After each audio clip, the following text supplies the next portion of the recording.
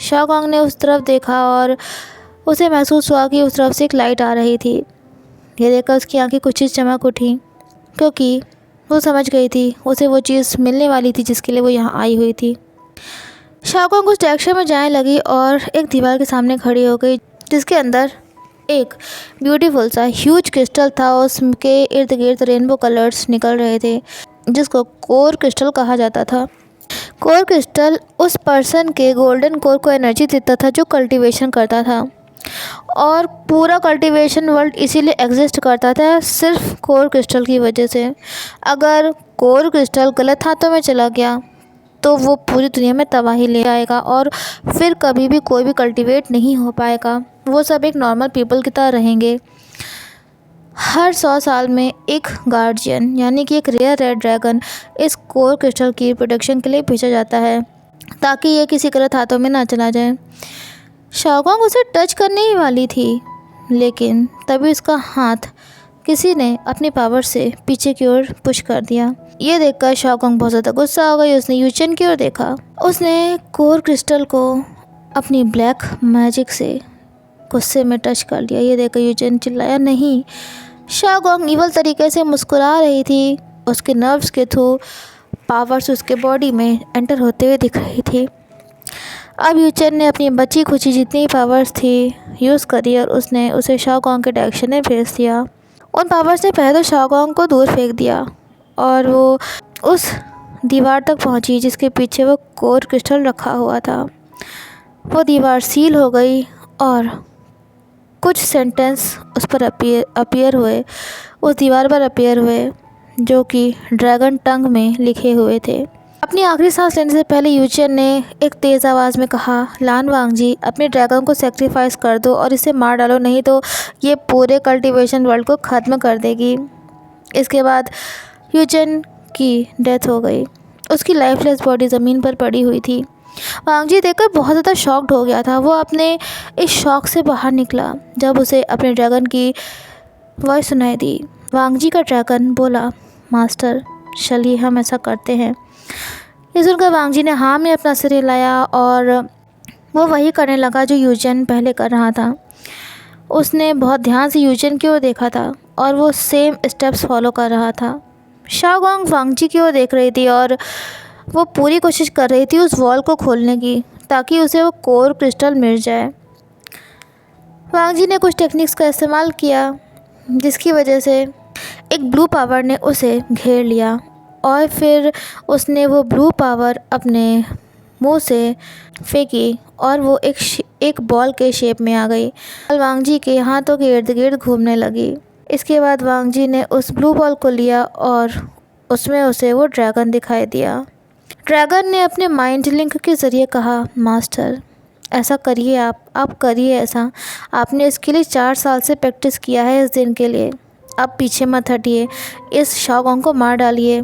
और मैं आपसे एक भरोसा दिलाता हूँ, आपको एक भरोसा दिलाता हूँ कि एक दिन आप मुझे ज़रूर ढूंढ लोगे। मेरा इंतज़ार करिएगा। वांगजी सुनकर काफ़ी इमोशनल हो गया। उसने अपने ड्रैगन को एक आखिरी बार देखा और फिर उसने वो बॉल जिसके अंदर वो ड्रैगन था, वो बॉल उसने शाओकांग की तरफ भेज दी। शाओकांग तुरंत अलर्ट हो गई। उसने जल्दी से कुछ ब्लैक पावर्स रिलीज़ करी और उस डायरेक्शन में जिधर से कि वो बॉल आ रही थी, और फिर वो मौका देखकर मेन वैली के बाहर चली गई उस होल के थ्रू। शाओकांग पहले की तरह ही सोच रही थी कि ये बॉल उसे अफेक्ट नहीं करेगी, लेकिन फिर भी उसने एक मैसेज सेंड किया और कुछ पावर्स अपनी सिस्टर को सेंड कर दी, ताकि वो ये टास्क कंप्लीट कर सके अगर वो नहीं भी सक्सीड हो पाई। वो बॉल शाओकांग को हिट करी और इस टाइम एक एक्सप्लोजन, बहुत बड़ा धमाका हुआ और शाओकांग बहुत तेज चिल्लाई। उस बॉल ने उसकी सारी ब्लैक पावर्स को सोख लिया और फिर शाओकांग की बॉडी जलने लगी।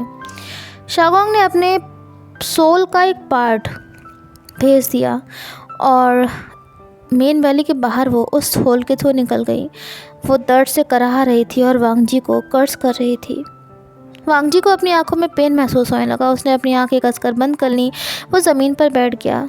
जल्द ही वांगजी की आंखें वाइट हो गईं और उसने अपनी आंखों की रोशनी खो दी। वो बेहोश हो गया और ज़मीन पर गिर पड़ा। शाओगोंग अब ख़त्म हो चुकी थी, वो मर चुकी थी। उसके मरने के बाद एक ब्लैक होल उसके ऊपर अपीयर हुआ। शाओगोंग की डेड बॉडी से कुछ ब्लू पावर्स रिलीज़ हुई। उस ब्लैक होल ने उस ब्लू पावर को सोख कर लिया और फिर वहाँ से वो गायब हो गया। शाओगोंग की बॉडी राख में बदल गई और वो हवा में इधर उधर उड़ गई। देखते ही देखते वांग जी भी वहाँ से गायब हो गया और फिर वो अपने जिंगशी के बेड पर मिला। शाओगोंग बहुत ज़्यादा गुस्सा थी अपनी सिस्टर की डेथ को सुनकर। उसे अपनी सिस्टर का वो लेटर मिला था जिसमें उसने लिखा था कि शाओगोंग, अगर मैं नहीं ज़िंदा बच पाई तो तुम्हें इस इनकम्प्लीट टास्क को पूरा करना है और मेरा बदला लेना होगा और उस कोर क्रिस्टल को हासिल करना है। शाओगोंग ने अपना डिसीजन ले लिया था और उसने फिर ब्लैक मैजिक का प्रैक्टिस करना शुरू कर दिया। वो इस बात से भी बहुत ज़्यादा नाराज़ थी कि ला शीचेन ने उसके प्रपोज़ल को एक्सेप्ट नहीं किया था। वो ला शीचेन के दिल को जीतने की कोशिश कर रही थी, लेकिन वो भी एक स्टोन हार्टेड पर्सन था।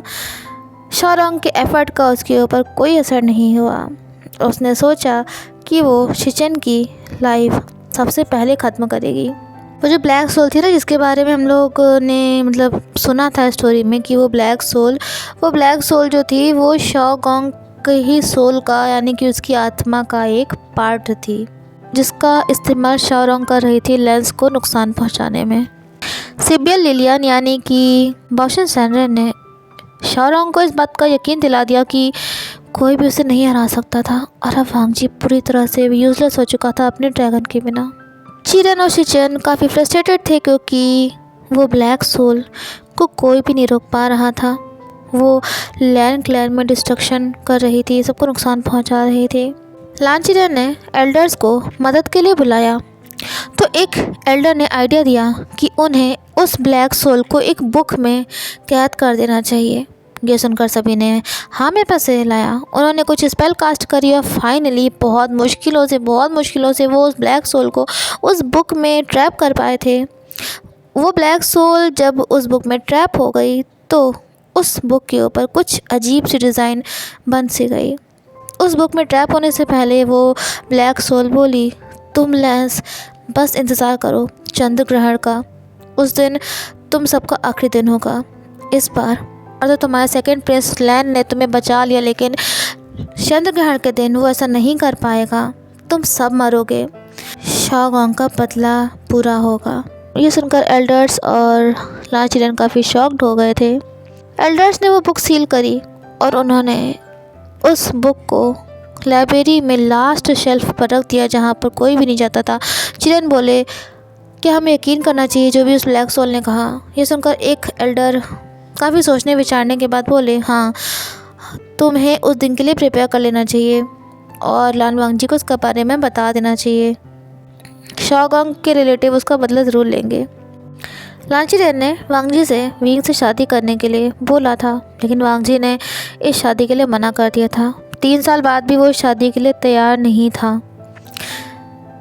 शीचेन ने कई बार वांग जी को कन्विंस करने की कोशिश करी, लेकिन उसने अपने भाई की भी नहीं सुनी। इन 3 सालों में बाओशन सैनरेन वांग जी से 2-3 बार मिलने के लिए आई। धीरे धीरे इन 3 सालों में वांग जी और ज़्यादा कोल्ड नेचर का होता चला गया। अब वो हर चीज़ में परफेक्ट था। वो अपनी बची हुई स्टडीज़ को कंप्लीट कर पाया। उसने लान चिरेन ने एक स्पेशल टीचर को हायर किया जिनका नाम था लैन हुआ, जो कि वांग जी को पढ़ाने के लिए रखे गए थे। वांग जी ने बहुत प्रैक्टिस करी लिखने के लिए। उसके लिए काफ़ी मुश्किल था, लेकिन फिर भी वांग जी ने ऐसा किया।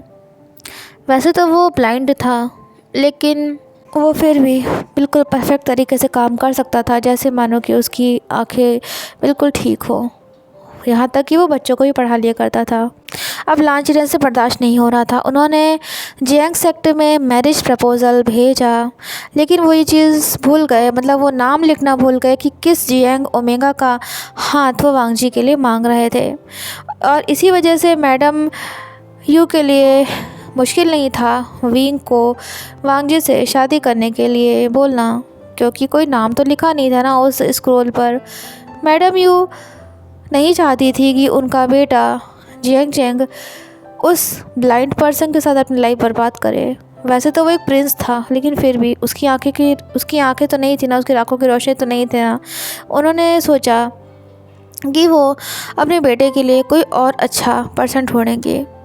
वांग जी अपने अंकल के डिसीजन से बिल्कुल भी खुश नहीं था, लेकिन फिर भी उसने हाँ कर ही दिया, क्योंकि उसे पता था कि अब उसके अंकल उसकी एक भी नहीं सुनेंगे, एक भी नहीं मानेंगे।